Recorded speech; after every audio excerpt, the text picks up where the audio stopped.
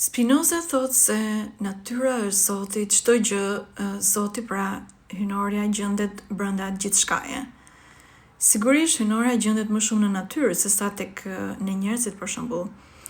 Ne njerëzit përbëhemi nga trupi, mendja dhe shpirti. Shpirti ynë, ose në gjuhën popullore fryma, fryma është pjesë e Zotit e hyjnores, mirë po fryma nuk është Zoti.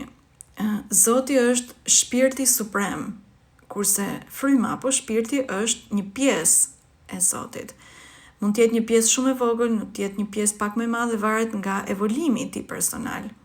Qeniet që kanë lindur, të paktën në këtë botë, pra duhet të kryejnë veprimet e duhura për të afruar, për të arritur shpirtin e tyre dhe për të afruar Zotit. Pra, njerëzit nuk kanë Zotin brenda. Zoti është qenie supreme e përsosur, fraktaliteti përsosur, koherencë përsosur, dashuri supreme. Njerëzit nuk janë kështu apo jo, gjë që shohim kollaje. Njerëzit duhet punojnë për të arritur shpirtin e tyre, i cili është i matshëm sipas shkencës kuantike dhe të fraktalitetit në ditët e sotme. Pra njerëzit duhet punojnë.